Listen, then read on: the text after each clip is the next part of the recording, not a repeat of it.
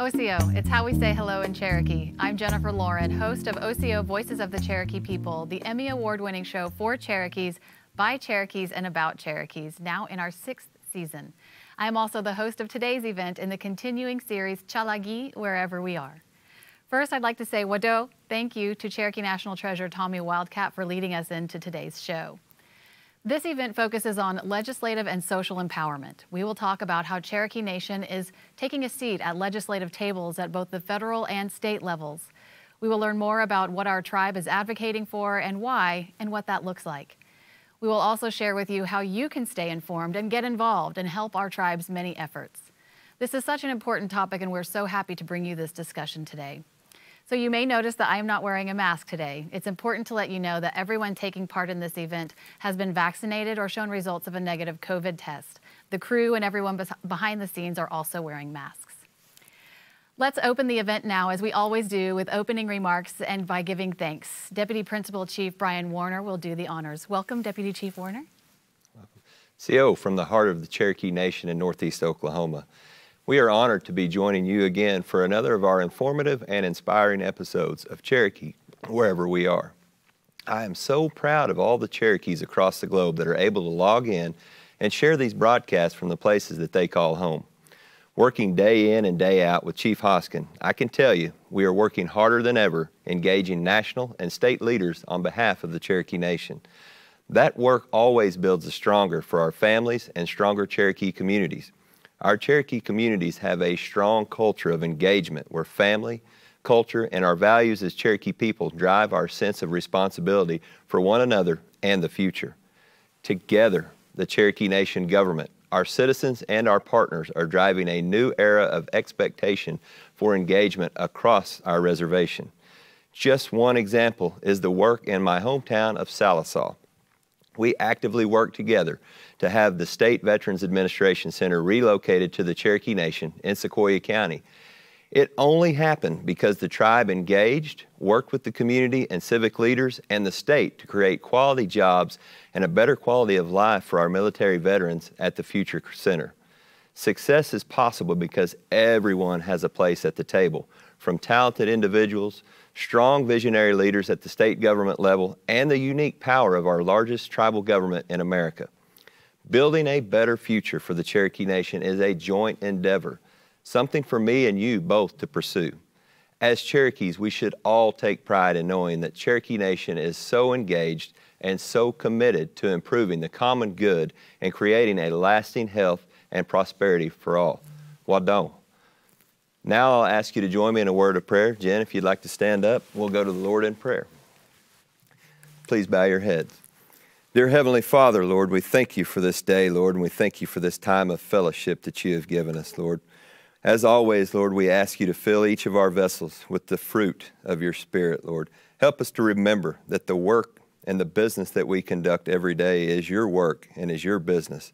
Help us to remember to embrace the love and the kindness and the grace and mercy that you give us so freely, and help us to remember that when we embrace this love, we are to give it to others just as freely as you have given it to us. And we pray for all of these things in your Son's name. In Jesus' name we pray. Amen. Amen. Okay, it is now my honor and pleasure to introduce Principal Chief Chuck Hoskin, Jr. as he reflects on the importance of legislative and social empowerment. And then we will follow up with a few questions from those of you who sent them in. Chief Hoskin? Osio, ever since Europeans first arrived on this continent, Cherokees have had to learn how to live alongside new peoples with unfamiliar ways.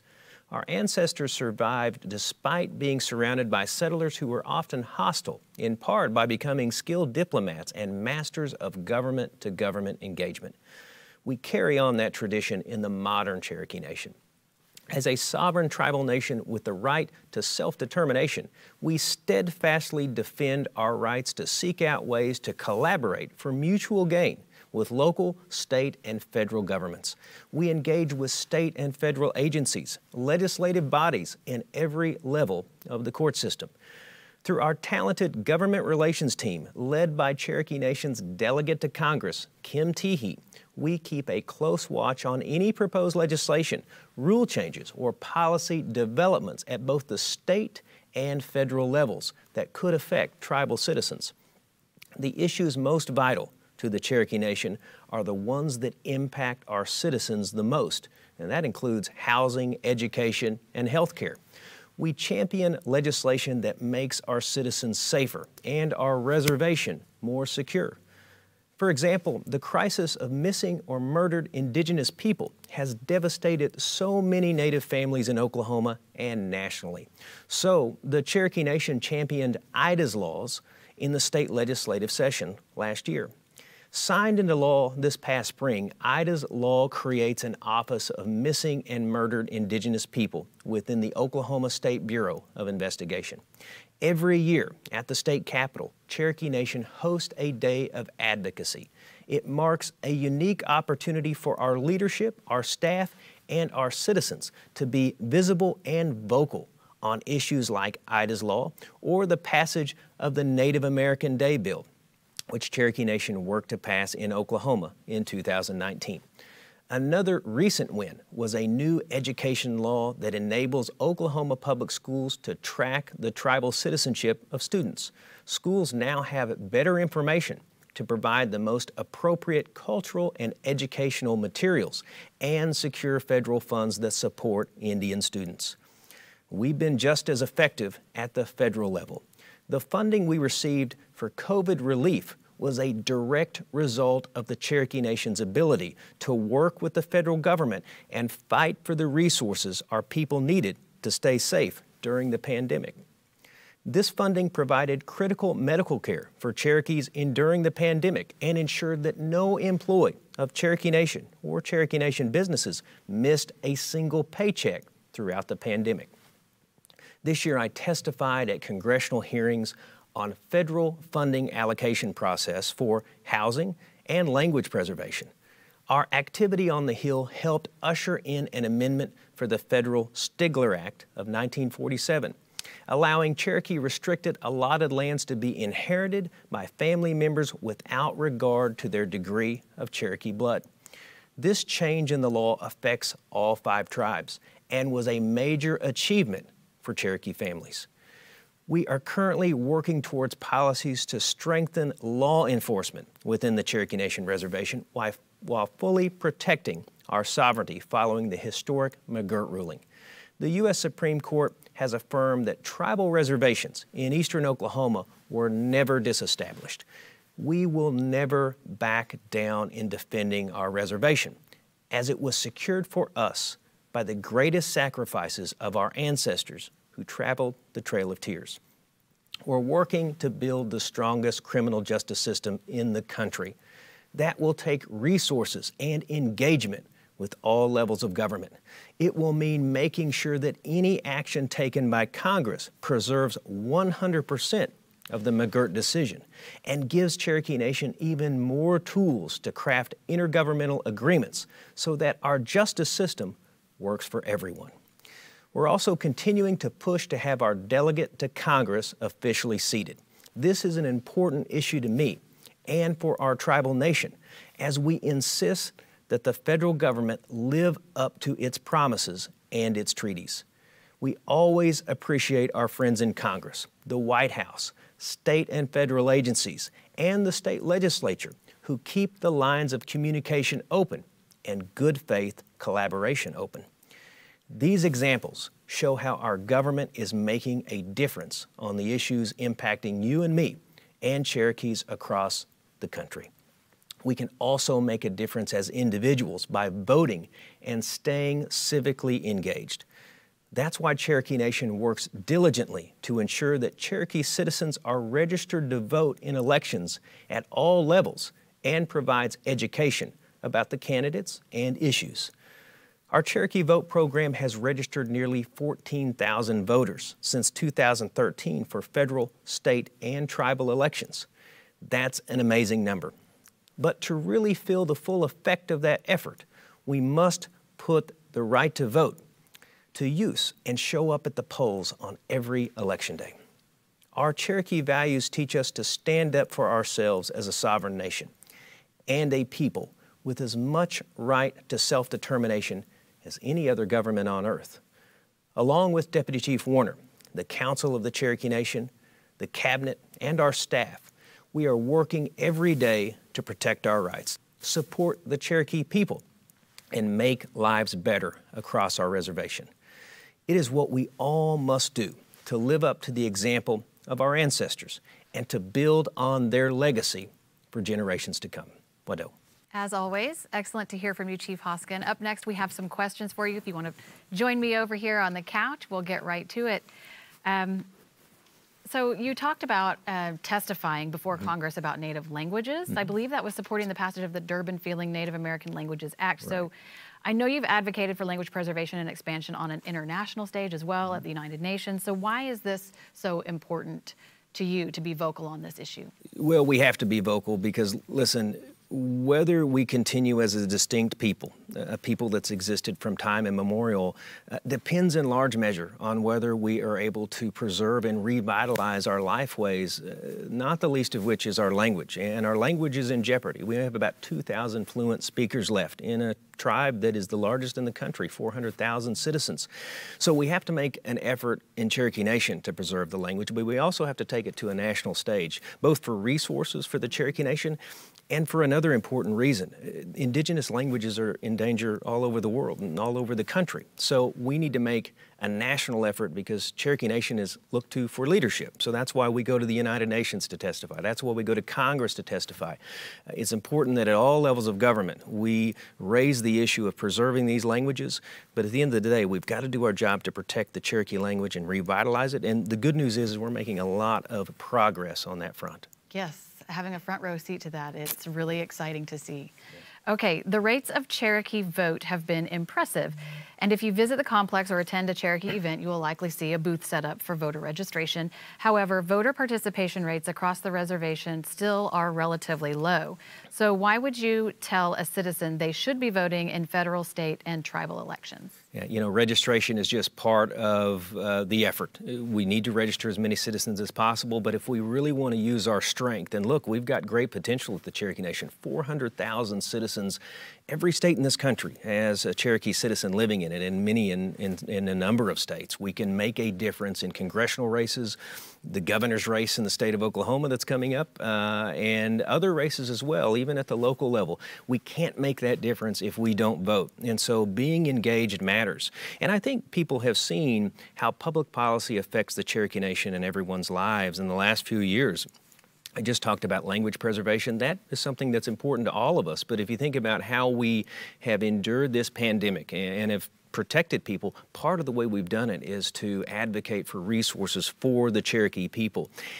I can do that better. Kim Teehee can do that better. Our council can do that better if people in Washington, D.C. and in the state legislature know that there are hundreds of thousands of Cherokees that vote, that are paying attention. So for the Cherokee people, if we want to be not only the largest tribe in the country, but the strongest tribe in the country, we have to vote. And so I encourage people to do that. Absolutely.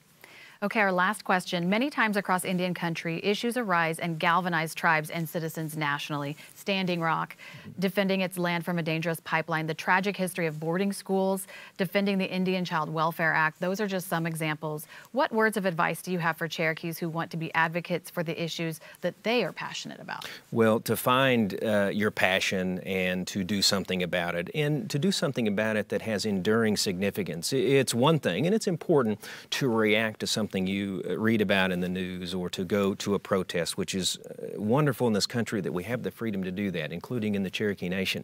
But we have to do something that's of enduring significance. So after the first protest is over, or after your initial Facebook post in which you're speaking out, what can you do next? Well, what you can do next is to make sure you're registered to vote and make sure you're also speaking out on the issue, figuring out how you can take your passion about an issue and turn it into public policy. I mean, right now, the issue of murdered or missing Indigenous peoples started out as a protest, as people speaking out. It has turned into public policy, and I can tell you it's turned into public policy for the better because people have stuck with it, and they've talked to state representatives, they've talked to members of Congress, they've talked to tribal leaders.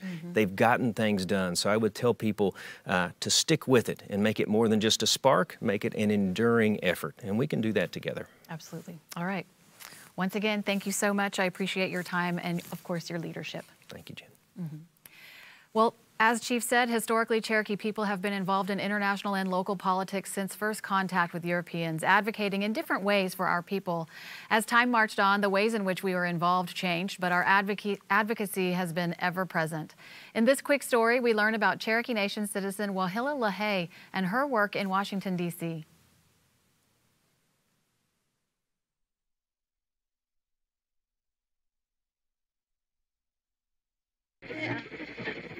Here's one you've danced to many times.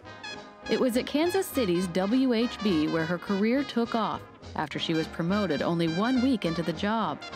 Wahila wrote hundreds of programs every month while performing 6 different shows under 6 different names and performed on-air advertisements at the studio from sun up to sundown. She took the industry by storm at stations across the country, and by 1950, Wahila became one of the nation's highest-paid female advertising executives.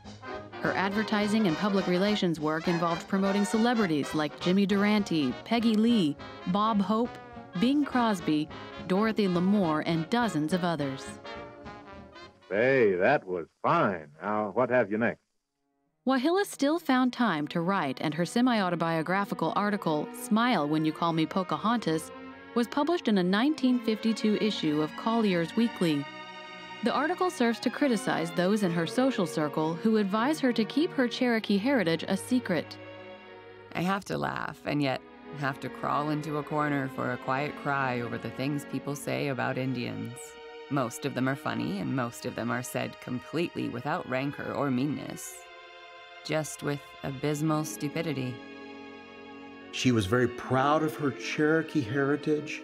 I think she showed by her life's work that, anybody can accomplish anything. In 1963, Wahila moved to Washington, D.C. and soon established herself as a White House correspondent. Her task was covering then First Lady, Lady Bird Johnson. Wahila continued her correspondent work into the Nixon administration. Covering an administration that was notoriously hostile to the press was no easy task, but Wahila's tenacity and determination led to Cosmopolitan magazine designating her as one of Washington's witches, a term coined to describe an elite group of female reporters whose work in Washington was being recognized on a national scale.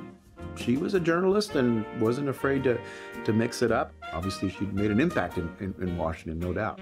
In September of 1973, Wahila was installed by First Lady Pat Nixon as the 45th president of the Washington Press Club. Throughout her life, Wahila LaHaye's work challenged conventional ideas of women's roles in both journalism and advertising, all the while advocating for better treatment of Native Americans and promoting their accomplishments in her articles. Though she chose to spend her retirement in Colorado Springs, she requested that when the time came for her to be laid to rest, that she be buried back home in Muskogee, Oklahoma. What a role model she was. You can watch her story and many others at Osio.tv.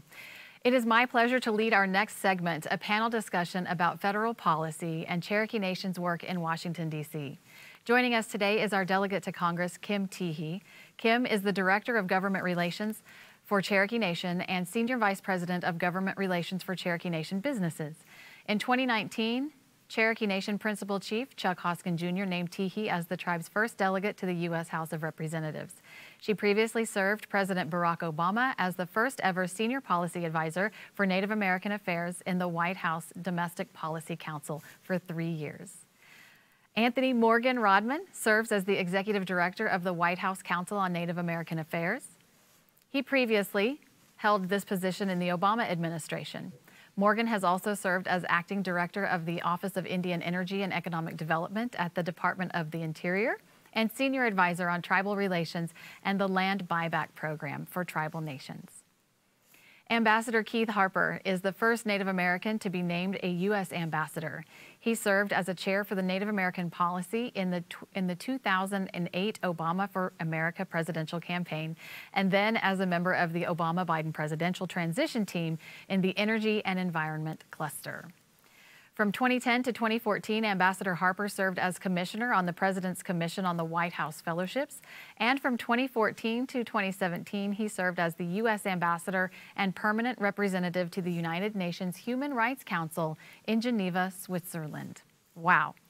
So all of those careers have centered around tribal politics, policymaking, and advocacy. You have worked in the public sector on the national level to improve Indian country. So let's just jump right into it. But obviously, thank you so much for being here and having this conversation with us.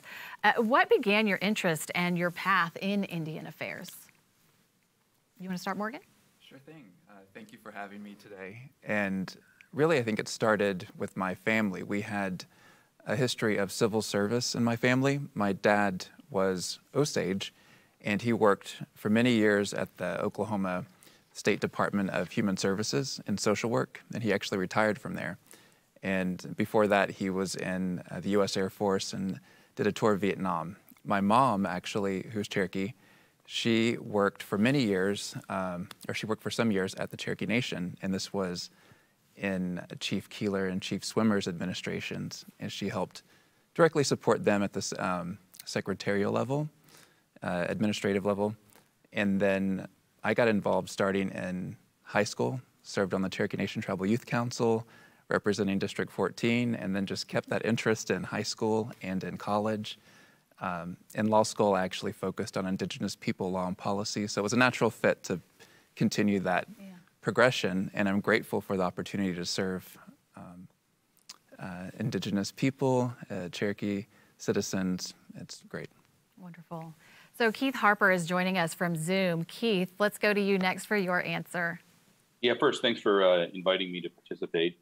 Look, coming out of law school, I saw that still Indian country still had plenty of challenges, and I was interested in just trying to find solutions to those challenges. And frankly, I also saw that it was a time of change and development, a time when tribes are year after year doing new and better things, whether on the economic front, the political front, the engagement front. And that has been the story of Indian country for the last few decades. And, I wanted to be part of that story and try to aid the development in a positive direction, utilizing the law. So I focused on that when I moved to Washington, first at the Native American Rights Fund, and then representing tribes ever since. Wonderful. Thank you. Kim? Well, similar to Morgan, my family's history is so intertwined with federal policy. We don't look through the lens of federal policy as you're a child, but certainly I had an interest in learning our history, about why our land was different, what are allotted lands, why I go to an Indian hospital instead of a regular doctor.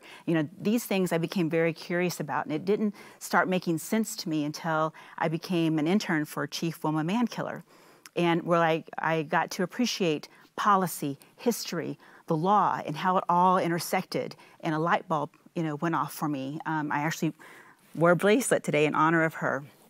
But in addition to that, with her encouragement, I went to law school, and then went to D.C. with her encouragement as well. And when I worked for Congress for the bipartisan Congressional Native American Affairs Caucus, it was co-chaired and founded by Congressman Dale Kildee, who was a mentor of mine and whom I worked with for so many years. He passed away yesterday, and so he is fresh in my mind right now. But, he gave me the tools, the flexibility, and the authority to move forward aggressively on advancing the many needs of Indian country. That's how I got to know Keith, who was joining us by Zoom, and so many of my friends, because we all had similar interests in making a difference in the lives of the people who make up our families and our communities. Well, he certainly has quite a legacy that he's left in you, so appreciate that. Thank you. Our next question.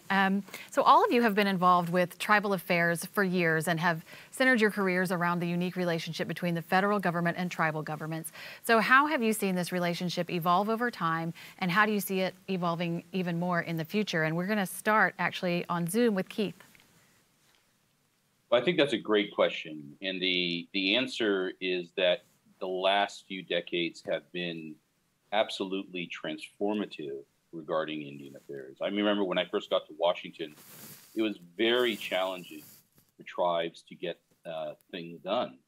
And there were many laws that tribes pursued for decades. You look at the the Violence Against Women Act that Kim was instrumental in getting done in the Obama years, people were talking about that in the 90s, but there was just not the political capability to get it done. But what I see in Indian country is this incredible renaissance, a political, social, economic renaissance.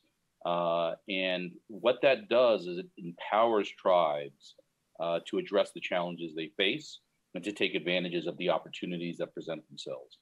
And one of the reasons they have had that this change, this fundamental shift, is because of the strengthened nation-to-nation relationship with the United States, particularly in certain administrations. And now today, a couple of weeks ago, we had another Native federal judge that was confirmed. We have the Secretary of Interior is Deb Haaland, a Native woman. And so up and down the line, we have Native people in greater and bigger roles. And that's also a reflection of the fundamentally shifted relationship. And I sort of am very optimistic about the future, given the strength of the relationship presently. Sure. All right. Thank you, Keith. Kim? Yeah, thank you. I completely agree with Keith. And I had the great fortune of working for a President Obama, and him coming into office with a campaign platform that was probably the most comprehensive of any sitting president at the time of what all he was committed to doing for Indian country. Ambassador Harper was a big part of building that document. But putting a Native American in the White House Domestic Policy Council, where somebody could who was Native American, actually develop and execute policy that had never been done before. And having other firsts, having the first solicitor for the Department of the Interior be a Native American, having the first female be a judge in the administration and on the bench as well. That had never been done before. There was a lot of firsts. And again, drawing on my experiences with Congressman Kildee and the Native American Caucus, President Obama put a lot of authority in my position, gave me a lot of flexibility to work across the federal family to implement and execute great policies. He campaigned on this notion that he was going to fill the jurisdictional gap that plagues Indian country, and to keep Indian communities more safe. And this is something I had tried to do unsuccessfully when I worked on the Hill. Members of Congress were not yet ready for tribes to have criminal jurisdiction over non-Indians. But we had a president who saw the gap, and we thought the best way to try to address that was through the Violence Against Women Act in 2013, and addressing it on a piecemeal basis to see how we can move forward with that and to see how it plays out in Indian country. 27 tribes take advantage of that special jurisdiction now over non-Indians, and we are now actively supporting VAWA 21 and the current refinements. But that president also engaged in historic consultations with Indian country, had tribal nations conferences annually where progress reports and big announcements were coming out. These were a lot of things that other presidents had done sort of intermittently, but not on a sustained basis.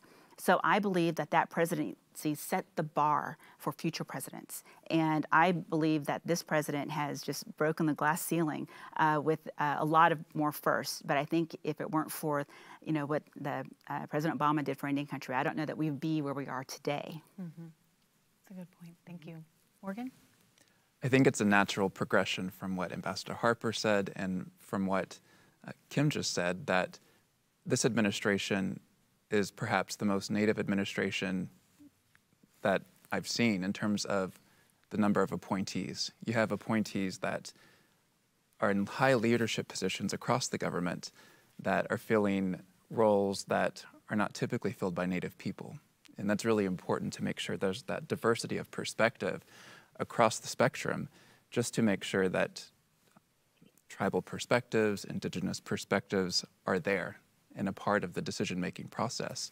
Of course, Ambassador Harper mentioned Secretary Haaland, the first Native American cabinet secretary. And within Interior, there's the department's chief of staff for the whole department that's Native American.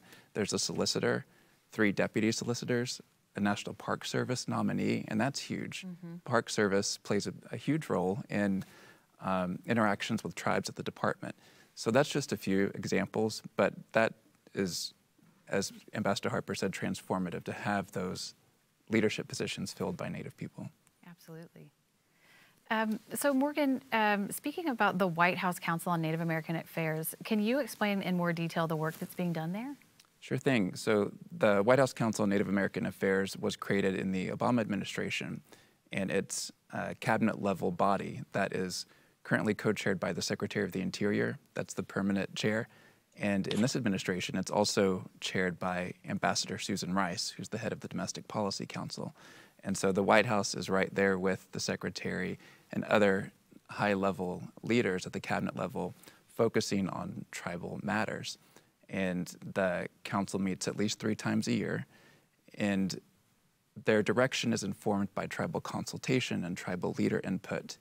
And right now there are 6 committees that focus on areas like health, public safety and justice, education, economic development, energy.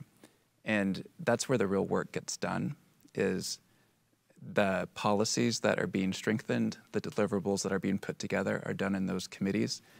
And the Tribal Nation Summit is coming up in November, and that will be the president attending, and the cabinet and tribal leaders will have direct access to the decision makers. And so the council is really working across the government, breaking down silos, making sure that the tribal needs are addressed by policies, by programs, and just having that nation-to-nation relationship. It's very exciting to watch everything that's going on. So moving on a little bit here, the pandemic and the last 18 months have been nothing but challenging for the country, and especially tribal communities. So how has Cherokee Nation, as well as other tribes across the country, had to engage with Congress and other federal officials when historic legislation such as the CARES Act and the American Rescue Plan was being considered to ensure tribes and tribal priorities were included? Kim, do you want to start this one? Sure. So, the first 2 COVID relief packages that Congress passed didn't include tribes. And so Indian country really galvanized in support to be expressly mentioned in the next stimulus package, to receive not only mentioned, but also to receive dedicated resources to their communities. By the time the CARES Act had passed, there had already been lots of media attention to how much this pandemic was impacting tribal communities. And so working with our congressional delegation, members of authorizing committees, working with tribes across the country and tribal organizations like the National Congress of American Indians, we were able to be successful in getting direct lines of funding through the CARES Act, also secondly through the ARPA funding. But in addition to that, it wasn't just about the funding either. We got the direct funding, but there was also enormous resources that every federal agency received. And one of the other challenges was making sure that agencies knew how to deploy resources out to tribes, because tribes are not always mentioned expressly in each of the provisions of the law. And so we had to work through consultation to educate the agencies on making sure that tribes received deployment of resources, much needed resources, where tribes may have been omitted because we were not mentioned expressly. And so, we have proven how powerful we can be as one voice when we're unified. And so it wasn't Cherokee Nation alone, but certainly we had a hand in working with all of Indian country and leading the effort to get the enormous resources that were needed. Great. Keith, let's go to you for an answer. Yeah, look, last year, right, the whole nation was in this emergency, this crisis. The economy had essentially halted for a lot of tribes, along with other businesses. And the kind of needs were desperate. But with that necessitated a mobilization by Indian country, and that occurred. And their voice was heard, and there was an $8 billion set aside in the CARES Act, which was desperately needed in Indian country. The interesting thing is that even though the Treasury Department was told to distribute that within 30 days, they failed to meet that deadline. And they, in fact, after 50 days, had not distributed all of the funds. And so we actually had to sue to get those funds released, and the court ordered them to release it about the 60th day. So that tells another story about the empowerment of Indian country, that we have multiple arrows in the quiver. We can go a policy-making route, we can go through working through administrative agencies, and we can, when as necessary, litigate to defend our equities. And that's the story of Indian country today. Staying on the topic of the pandemic, tribes have been one of the most successful forms of government that have protected their citizens against COVID-19. What do you contribute to this success? Leadership. You know, Chief Hoskin, and I'm not just saying it because he just spoke on this panel, but honestly, you know, I can't think of a better person at the right time to lead this nation through this pandemic. He took very swift action, and he says being guided by science, facts, and compassion. I add culture to that because he took such immediate action where he declared a state of emergency, where he had a mask mandate out there, while the health team was concurrently working on a plan for us to address it within Cherokee Nation. And looking at examples of how, for example, the international community and the United States were working on the Ebola issue, you know, so many years ago. And then also educating our citizens about the importance of social distancing and wearing masks. And then when the vaccinations came out, the tribes were able to get vaccinations directly from the federal government instead of working through the state. And so, but in addition to that, CDC did not put restrictions on tribes. The CDC respected tribal self-determination to determine best how they wanted to distribute the vaccinations. And I tell you, you know, I give such praise and glory to not only the Creator, but also to Chief Hoskin, because he prioritized Cherokee First Language speakers with frontline healthcare workers, because the elders, who oftentimes are keepers of our language, are so precious to our community. I happen to be the daughter of two parents who are still with me today who are Cherokee First Language speakers, so I will forever be indebted for him having the foresight to ensure that our language is preserved through swift action and prioritizing them. But that's about how we handled it. We were the first tribe, by the way, to receive supplies from the National Strategic Stockpile. PPE was, you know, low. Everybody had a hard time finding it, and so we were making great strides ourselves to access those, and now we have our own PPE plant. Absolutely. Yeah. And we were helping provide vaccinations for non-tribal citizens. That's true. Everybody, we are still providing vaccinations and boosters to non-citizens. We consider this a public health crisis, and we are acting accordingly. Great. Thank you. Morgan, what about from a federal level? So one of the committees of the White House Council on Native American Affairs is the Health Committee, and that's led by Health and Human Services, by Veterans Affairs, and by Agriculture.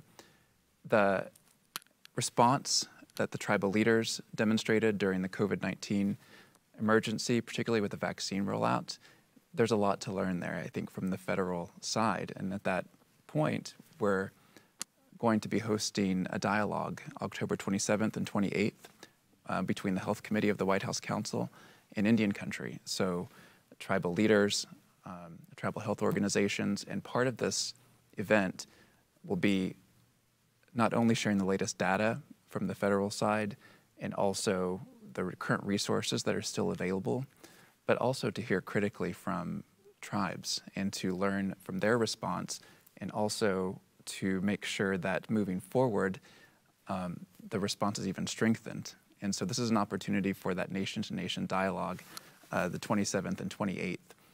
But there is an incredible amount to still learn, I think, from that successful response that the tribes demonstrated. So, thank you, Morgan.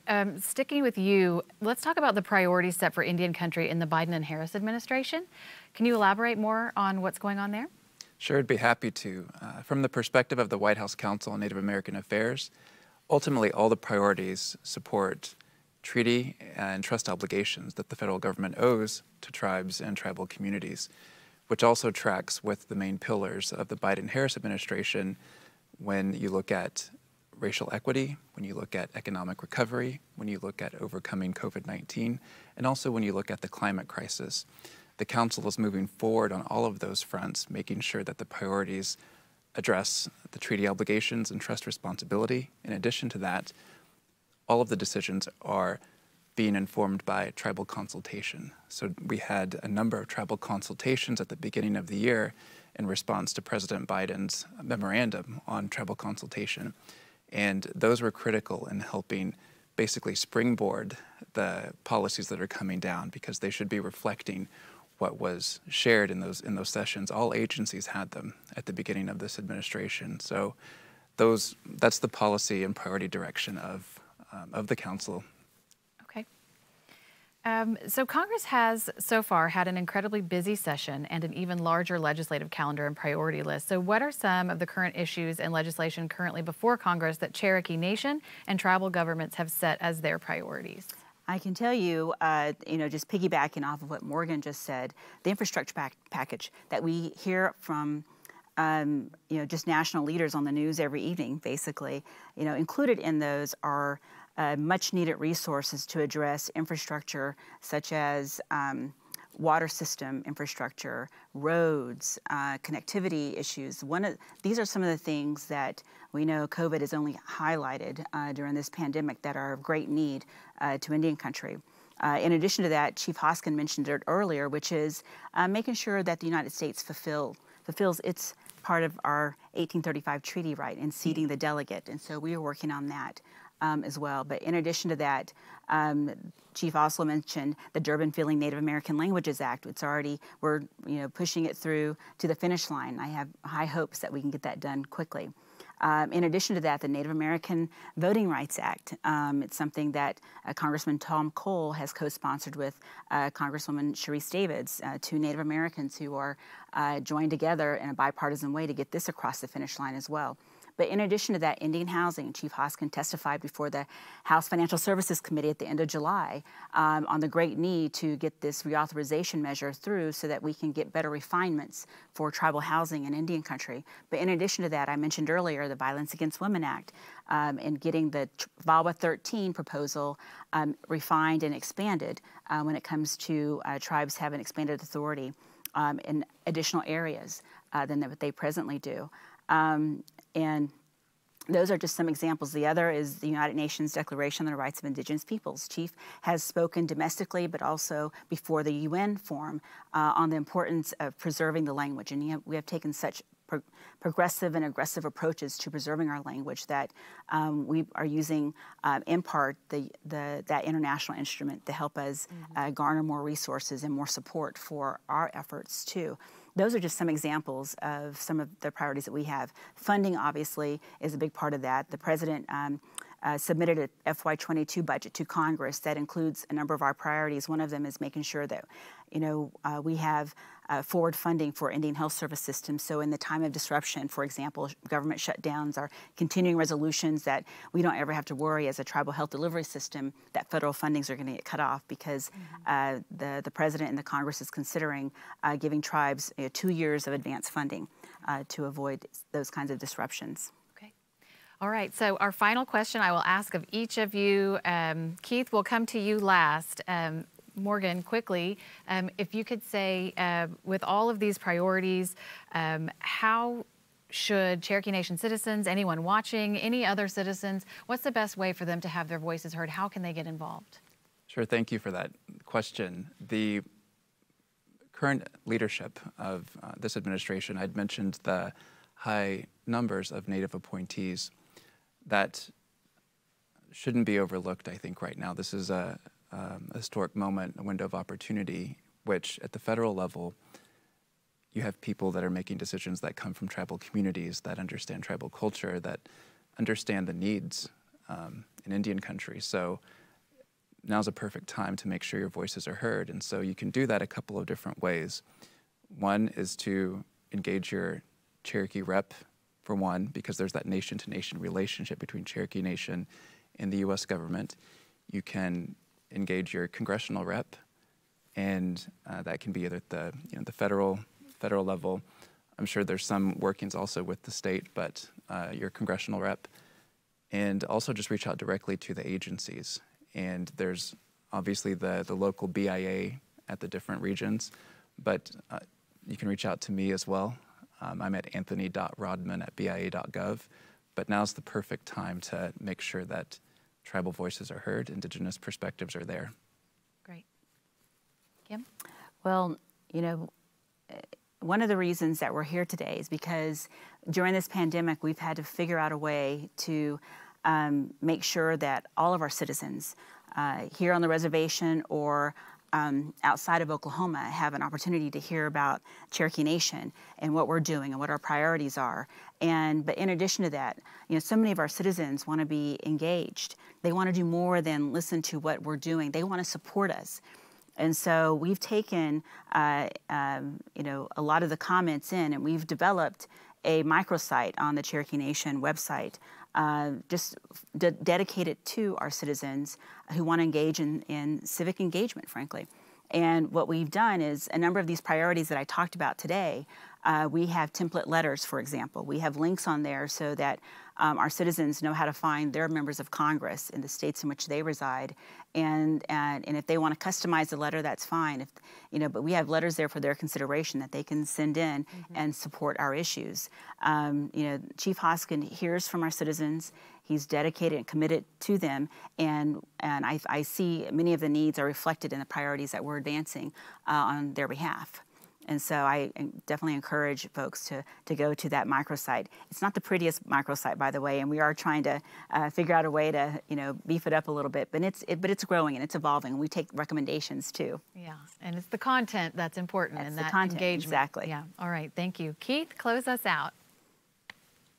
Look, I think this is as Morgan was saying. The importance of having all of these Native appointees in the government is that you have individuals with authority that understand Indian country and are going to be sympathetic to challenges that both individuals and Indians and tribes face. And so I encourage Cherokee Nation citizens to utilize this time period with such an engaged federal partner to try to resolve issues that may arise for them. So I think there's many ways, and Morgan outlined a number of them. But there are these folks at these agencies at senior positions that want to do the right thing. So now is the time to be active. Wonderful. Thank you, Keith, and thank you all for your time today and for your hard work on behalf of Indian country. We all see the headlines, all of this progress that we're having in Washington, D.C. These are the people who are working behind the scenes on behalf of Indian country, making it happen. So we really owe you a debt of gratitude. Thank you so much for that, and thank you for being here and sharing with us today. I do. Thank you. All right. Thanks for having us. Thank you, Keith. Thanks, Keith. Another Cherokee Nation citizen who has spent her career working on behalf of Native Americans is Onawake Rose. Moving back home to Oklahoma from Washington, D.C., she tells us why advocacy is important to her.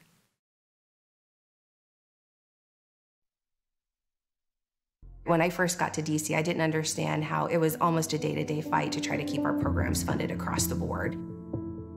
The very first bill I had a chance to work on was the Indian Healthcare Improvement Act that they had been working on for 15 years to reauthorize. 15 years that our hospital systems and our healthcare systems hadn't been updated. 15 years of warriors that had gone up to the Hill and screaming and yelling about how our people were dying and no one listening. In Navajo Nation, if it rains, the kids can't get to school because the roads are flooded out or washed out, but the school's not closing, so the kids still have to figure out how to get there even though the buses can't get there. When you start hearing those day-to-day stories about how federal dollars and the lack of federal policy is not supporting our children, our elders, and our communities, there's no way that you can do anything but want to stay and fight every single day for them. And then watching how states might or might not be implementing that in the best way. And so it made a lot of sense for me to come full circle and come back and work for the state.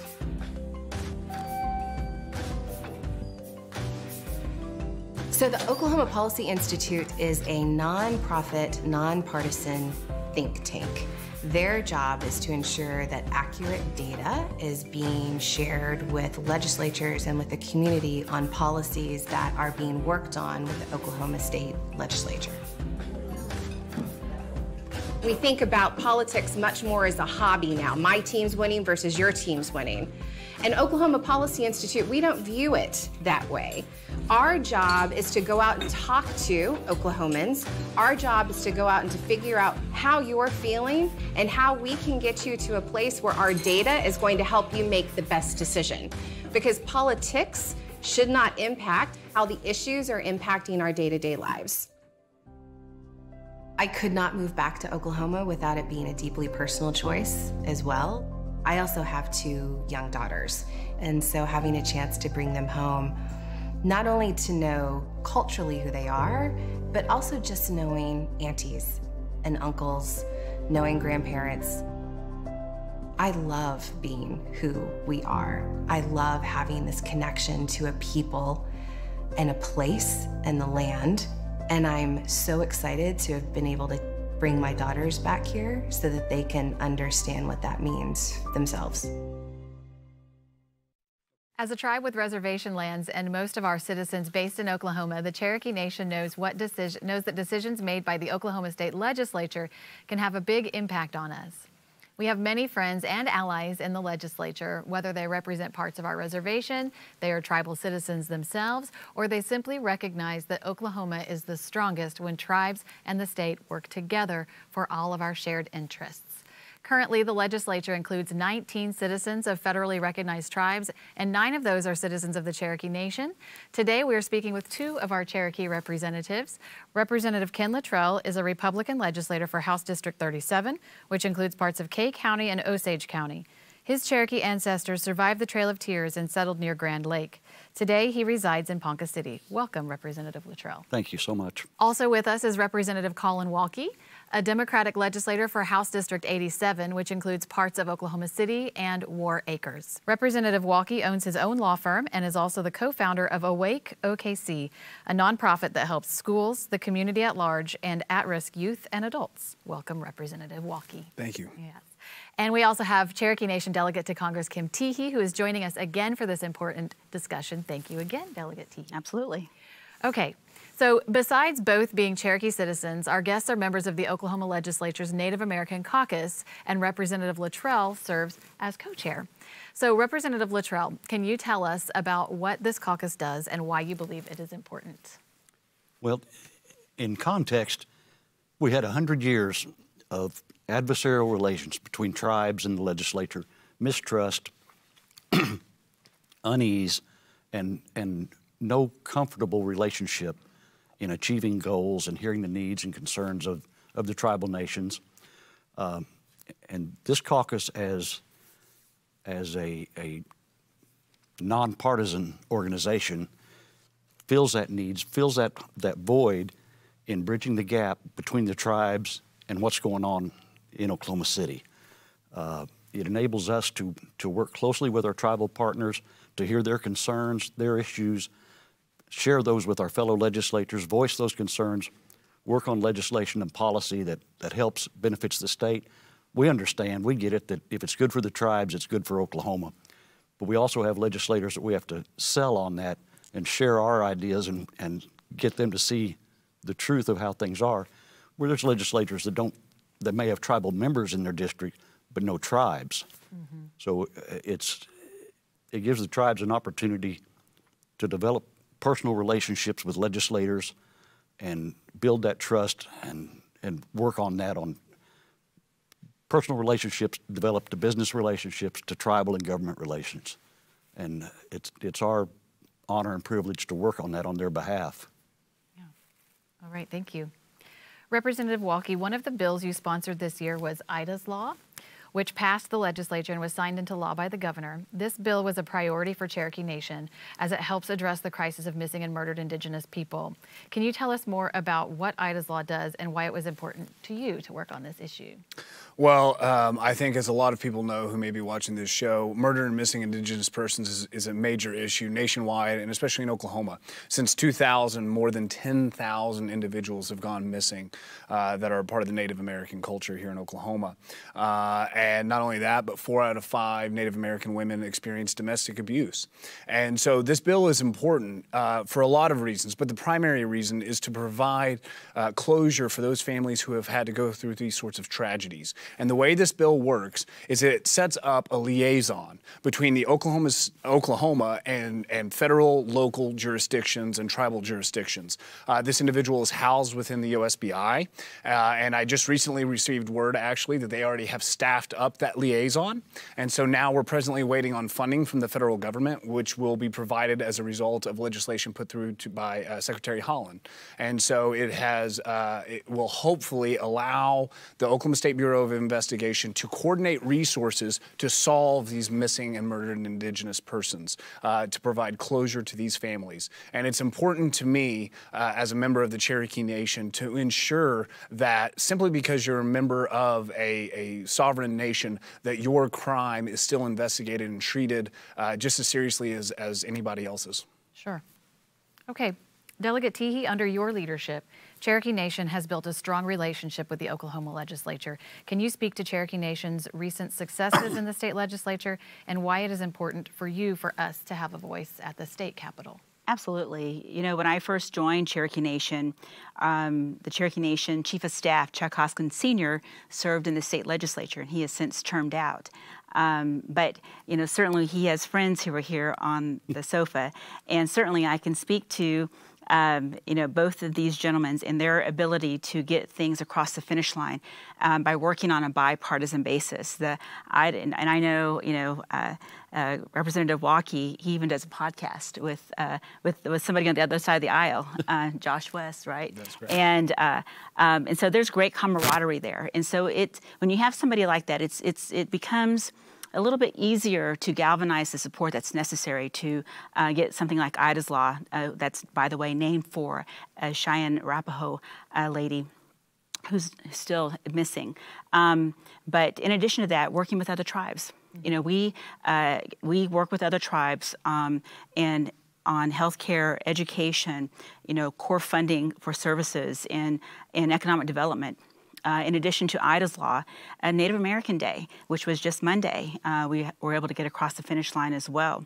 But in addition to that, you know, protecting our compacts, our gaming compacts especially, getting a law in place to expand the definition of Indian gaming to include ball and dice, and then having the Department of the Interior approve an addendum so that we could proceed with that expansion as well. But also helping our businesses, helping our tribal limited liability companies too. And, you know, Chief Hoskin mentioned earlier another one across the finish line, which is authorizing our public schools, where over 90% of our Cherokee children attend, to actually collect the data on them so that it will better inform us as we, you know, support those school systems. Those are some of the successes. Great. For both of our representatives, the state is currently in the process of drawing new state and congressional district maps. So Governor Stitt has called for a special session beginning on November 15th to approve those new maps. How has the legislature included public input in the redistricting process? And do you anticipate any other issues being considered in the special session? We'll start with you. Representative Walker and I had some discussion on this in the dressing room off stage, and it happens that my district is one of only two that didn't have to redistrict again after the census figures came in. My district was 12 people off from the estimates from the actual census. But in our town hall meetings, we were able to listen especially to the concerns of our smaller rural communities, many of which were split right down Main Street between two representatives, or stopped at the city limits and their representative lives across the river in another part of the state, maybe attached to an urban area and they're rural. We were able to fix that in our district by listening to the input from those communities and those citizens. We spoke about how my district will run now, Ponca City, Fairfax, all the way down to Hominy, and both sides of the street in Pawhuska, north to the state line, almost 1,500 square miles mine is. It was important to me to keep that district whole in Kay and Osage County like that.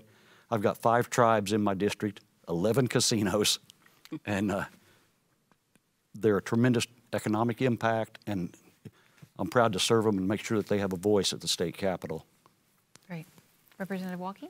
Yeah, well, unlike Representative Luttrell, I don't have 1,500 square miles. I've got about 25 square miles in northwest Oklahoma City. But it's been important throughout this redistricting process that we have input from the people themselves. There's been a big push to have independent redistricting happen here in Oklahoma. That hasn't happened yet, but I would hope to see that happen someday to get the politics out of boundary drawing. I will tell you, though, and I think that the state of Oklahoma should be proud that this redistricting process has not been a bunch of gerrymandering. In fact, I think it has been a very fair redistricting process. And part of that has been a result of public input. So past session, we actually had already redone our district lines based off of 2019 data, and we had people who actually could submit their own maps. And in fact, individuals can still submit their own maps to the state of Oklahoma to suggest how boundaries ought to be drawn so that when we go into special session, their voices can be heard. So it is a public input process, and we do take those things into consideration in drawing those lines, because as Representative Luttrell pointed out, there are certain areas of the state which might have an urban legislator, but they're predominantly rural. And those concerns are very diametrically opposed, rural and urban. And so having the public's input on that is extremely important to ensure that our values are aligned between the representatives themselves and the communities that they serve. All right. I think Representative Walkie will agree that in this redistricting effort, there was more involvement from legislators themselves and from their communities than at any time before. Oftentimes in the past, boundary lines were drawn by leadership without the involvement of the legislators in their own districts. And this time it was very, the desire was for it to be very open, very transparent, and very accessible. So there, as he mentioned, there were online options, in-person options, meetings all over the state. I'm really pleased with the way it operated, the way it ran. And then piggybacking off of what Representative Luttrell just said too, we, as a constituent tribe, and many of our citizens are in their districts, we've been communicating with our leadership, with representatives who represent our citizens and parts of our reservation as well. In addition to that, we've used our geographic information systems team to review some of the maps and the redrawing and such. And so as those things come to light, and we review those things, and we try to figure out what the impact is. For example, we know that we're going to lose District 18, Senator Kim David's seat, and because the Oklahoma City population is growing more and such. And so as those details come about, we're able then to determine how many Cherokee citizens, how much footprint we have in that area, and then we're able to educate the legislators about that. And then whatever changes ultimately come about, what we will end up doing is through our Cherokee Vote program, which is operated in my shop, we will educate our citizens about that as the 2022 elections come up. Because there might, I feel like there could be a disconnect of like, why does this affect me? What does redistricting have to do with me? And so that's really important. Yeah. Okay, so going to a more generalized topic, for both of our state representatives, how would you say your Cherokee values help inform your decision making at the Capitol? We'll start with you, Representative Walkie. I grew up on my mother's side of the family is where my heritage comes from. And I grew up working with my grandmother on beatery projects and those sorts of things and hearing family history. And so when I became elected, I carried those memories with me as a legislator. And I realized that we need people who actually are part of the culture. And we need more people that are part of the culture to have their voices heard. And so I hope to be able to lead by example in that regard. And but for example, former Representative Chuck Hoskin, he was the one that reached out to me and tapped me on the shoulder and said, hey, would you run Native American Day legislation next year? And so, tribal members helping tribal members and future elected officials or future politicos helping them along the path. It's really important to remember your own heritage and where you came from so that, many hands make light work. And I think the more we can get tribal members involved in politics, the better Oklahoma will be for it. Representative Luttrell? I echo some of what Representative Walkie said. The family values that were instilled in me by my grandparents and my parents, and then my mother always reminded me that at the end of the day, you've got to come home and face your family. You've got to face your friends. And my father's belief that you have a God-given responsibility to leave your community better than it was when you got there. And that's a responsibility that he took serious his entire life. He passed it on to me. I'm trying to pass it on to mine. I think one of the most important things to realize from Cherokee culture to taking it to the Capitol is everything is about relationships. We may sit on different sides of the aisle, but we agree on so many other things, culturally, healthcare, education, issues that are important to families. There's no division between Representative Walkie and I. It's for the common good, for the good of all the people. For 7 generations from now. Exactly. That's right. Exactly. And you know, we passed a school bond election Tuesday in Ponca City by 82%. And you're looking generations down the road there. And we did everything to get people out to vote that have no children or grandchildren in the school systems, but they understood the importance of leaving a legacy to their community that benefits everyone. That's part of what we try to do at the Capitol, is follow those guidelines. We're glad to have that voice there. So for those Cherokees who are watching this, what would you say for someone who's thinking that they might want to run for public office someday? The first thing I would tell them is get community involved. Get yourself known. Get out there, be a volunteer for Main Street. Be a volunteer, help the Chamber of Commerce. Get out there and be involved in community events, whether it's an event at the hospital, an event at the airport, whatever it is, get involved in your community. Develop that passion and love for your fellow man and your community. And then as you progress in whatever your goals may be, that will serve you well.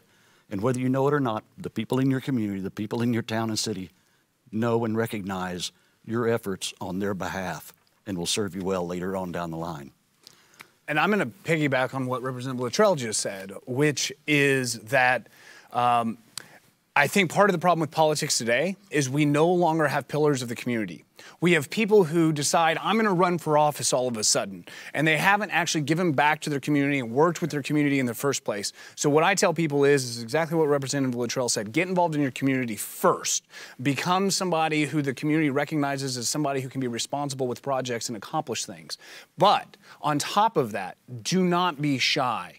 I've been rejected more times than I have been accepted, and you will be. I lost my first election, so the reality is a no doesn't always mean stop. What it may mean is you need to pivot or something along those lines. But don't be afraid to ask questions. Anybody who's watching this and thinking about running for office or is curious about it one day, reach out to me at any point in time, because people want to help you. People really do want to help you, and so do not be afraid to make those asks, and don't get discouraged when those asks result in no, because there's a community there that will support you if you've already been doing the work, and just keep after it. To follow up on that, there's a community of people out there that are willing to mentor you, to help you. You know, I couldn't have done this without help. I was reminded backstage a while ago that I was one of the first candidates that Indians List supported, right, and helped me get elected the first time. If I hadn't had that help, I didn't know, come here from Sikkim, about running for office, or I didn't know what it paid. I didn't know where you lived. I didn't know anything. Mm-hmm. But with their assistance and guidance and direction, I was successful at that time. The other thing, Representative, I think is so important is to do it for the right reasons. If you think you want to be a star, you want to be a politician and be a big shot, look for another line of work. Don't go into this one, because it's hard work. Yes. It's hard work, but it's rewarding and it's gratifying. But do it for the right reasons. Do it because you love your fellow man and you love your community and your family. Yeah. Great advice. Okay, Kim, looking toward the next legislative session, what are some of the priorities Cherokee Nation has on the horizon that we will be advancing? Absolutely. And I just piggybacking off of something that Representative Luttrell just said, which is just the hardness of the difficulties, the challenges sometimes as a legislature you have. And no doubt some of those challenges can be just educating about who we are as a nation, and how court decisions impact us, what the rules are and the law is regarding tribes versus state. And so at the start of every legislative session, and this is an ongoing dialogue for us, is we're educating about who Cherokee Nation is, our businesses, our government, how many employees we have, our impacts. Those are kind of the foundational things we start every legislative session. If we didn't have for example, the Native American Caucus, who hosts these monthly lunches, where they convene and bring on both sides of the aisle members together, we wouldn't necessarily have a forum to say those things and have Native American Day, have Cherokee Day at the Capitol. My hope is that in a post-COVID environment, we can start those things again. Going into this next session, one of the things that we're working on is legislation to authorize tribes to certify our own teachers for our Cherokee Immersion school. It's a K through 6 school. You're asking why? Why would we need to state the authorize that? Well, it's a state chartered school. And so our hope is that as we grow our language initiatives, that we can certify our own language teachers and have more teachers to share their information so that they can help with our language preservation efforts. Another one that we're working with Speaker McCall, a Speaker of the House of Representatives, is an income tax credit for physicians living in rural communities. That includes on-reservation lands and working at tribal health facilities. We worked hard to educate about the need to make sure that the doctors that work in our environments are, in fact, handling rural health care for the communities in which they live. And so there's great benefits to that. And of course, obviously, we're looking after our compacting authorities as well. And those are some of our top priorities. Great. We have just about 1 minute left. Do you all each want to add anything else before we go? I would just say that it's a humbling experience to serve others. It's humbling to serve the tribes, to hear their issues, but it's so rewarding. I wouldn't do it if I couldn't accomplish the small things that make my family and I happy. I don't know. Yeah, no, and it's emotional. It can be very emotional to be in a situation like this because it really is the support of the community and the tribal nations themselves. And I have got to say thank you so much to the Cherokee tribe and the other tribes in this state who helped get Native American Day passed, who helped get Ida's law passed. The reality is that change can happen when good, dedicated individuals come together and work constructively. Well, they advocated on our behalf on that legislation. We weren't down there standing alone. That's right. Beating our head against the wall doing this. We had every tribe in Oklahoma behind us, working their communities, working their citizens, calling their representatives, not just us. Yeah. Right, and to me, that's the key. That's the key to advocacy. It's helping those who have the power to vote and to stay in those positions and stay in the office. Look, Indian country has few advocates generally, nationally. So we do the same thing on a federal level. We have to galvanize the support to support the few champions that we have in Indian country in order to get the successes that we've seen. I brought that approach to the state side of things, and so we develop the relationships. We support them. Sometimes, these members have one staffer.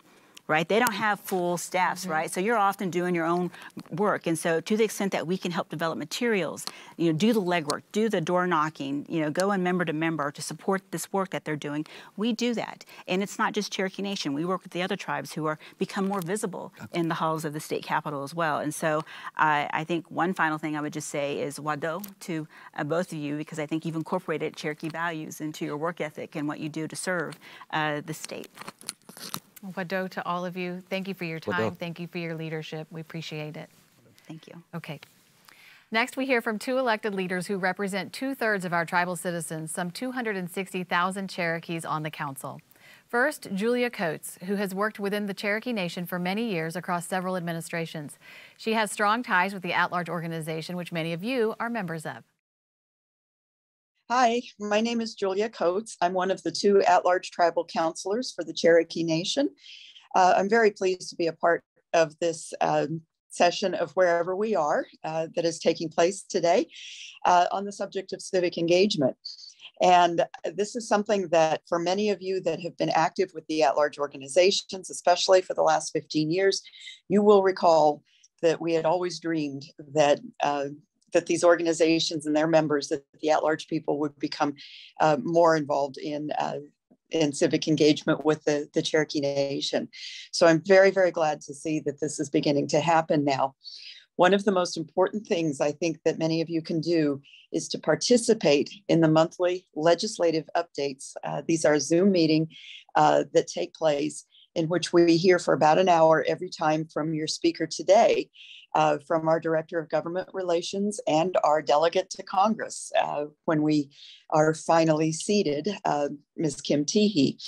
I know you're going to really enjoy her presentation today. You're going to learn a lot from it.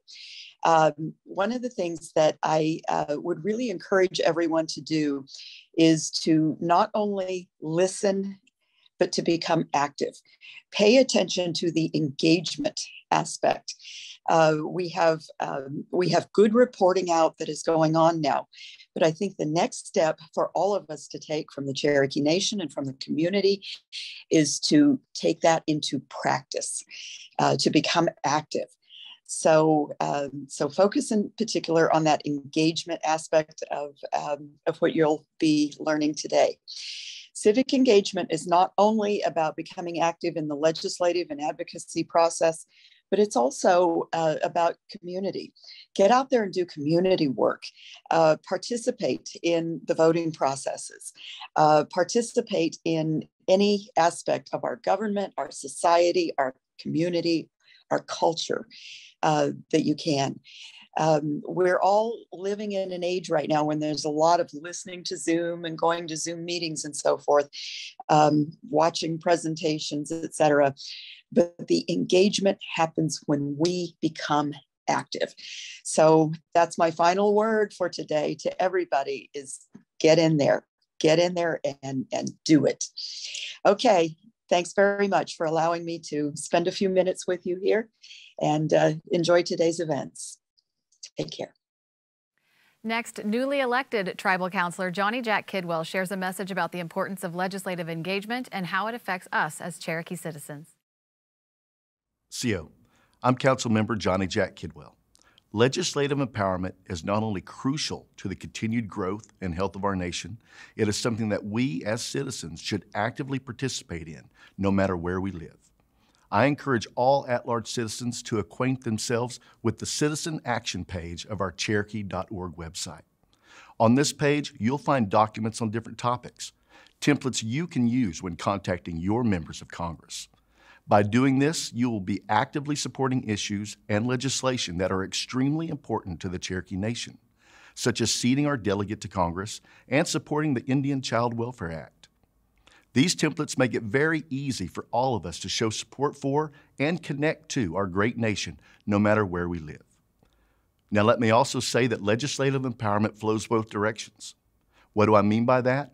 Well, when you notice local or state issues that could impact the Cherokee Nation or its citizens, please bring those things to our attention so that we can help if possible. For example, maybe you're an at-large organization that needs help advocating for Native American Day in your area, or maybe you're concerned with proposed legislation in your state that might disenfranchise or negatively impact Cherokee citizens. These are the types of impactful issues we want to know about. I can't promise you a fix for everything, but I will promise you that every issue will get the attention it deserves. To close, legislative empowerment strengthens our great nation from the inside out and from the outside in. As Cherokee citizens, let's actively support our nation's interests. And in return, the Cherokee Nation will be better positioned to advocate for us, our elders, our veterans, and our communities. I'm Johnny Jack Kidwell, council member and proud Cherokee veteran. I'm grateful for the opportunity to speak with you today, and thank you for watching. Wado. Wado. At this time, I am going to sign off and say Don Dago Ha'i until we meet again. But before we go, we want to be sure that you know how to stay connected and how to get involved in legislative and social advocacy. For that, we turn to Donnie Squirrel. Donnie? Today's guests have demonstrated several of the Cherokee core values that are so important to our people. Before contact, we Cherokee had our own form of government, which was decentralized and semi-autonomous. And Cherokee women as clan mothers played a vital role as decision makers. In times of war, the warriors ran our red government, and in times of peace, our statesmen ran our white peace government. Today, a chief has to embody both of these roles as a defender of sovereignty and a diplomat to protect and further our interests. Chief Chuck Hoskin Jr. and his predecessors have ensured that we as a people are thriving. Cherokee people have always advocated for the best interests of the entire community, not just individual interests. All of our guests selflessly represent the interests of our people, whether through our state government, like Representatives Luttrell and Walkie, and in the federal administration, like Morgan Rodman, or even on the global stage through Ambassador Harper's leadership. We are so grateful to each of them for advocating for fellow Cherokees and also all of Indian country. It's also important that we as individuals use our nationwide network of Cherokee citizens to continue advocating for our people and those around us. I would encourage each of you to visit CherokeesAtLarge.org and join your area's at-large Cherokee organization. This site also contains a link to Cherokee Nation's Citizen Action page, which is geared toward this event's topic, legislative and social empowerment. Delegate Teehee's office keeps the website updated and is the best way to keep apprised of the latest on Cherokee Nation's issues, as well as Indian country. One of our community values is Gadugi, which is Cherokee for working together. Aptly named, the online Cherokee Gadugi portal continues to be a great success. Approximately 70% of all Cherokee citizens have signed up to receive important updates to those issues valuable specifically to them. If you haven't, go to the URL below. Once you sign up on the Gadugi portal, you can also register for a one-time stipend of $2,000 for each registered Cherokee citizen. If you or a family member aren't registered, you still have time to do so by going to the registration page on Cherokee.org. You have until June 1st of 2022 to apply for the stipend. So far, over $589 million has been given to Cherokee people through this program. The response has been overwhelming, and our tribal membership is growing every day. Okay, it's time to announce the winner of the Cherokee Swag for this event, selected from those who RSVP'd. And the winner is Dr. Stephen Parks from Lufkin, Texas. Uli Halisti, Dr. Parks, congratulations. We will mail your prizes soon. Wado. And now, as we say, Donada Goha'i, please enjoy more music from Cherokee National Treasure, Tommy Wildcat. Wado.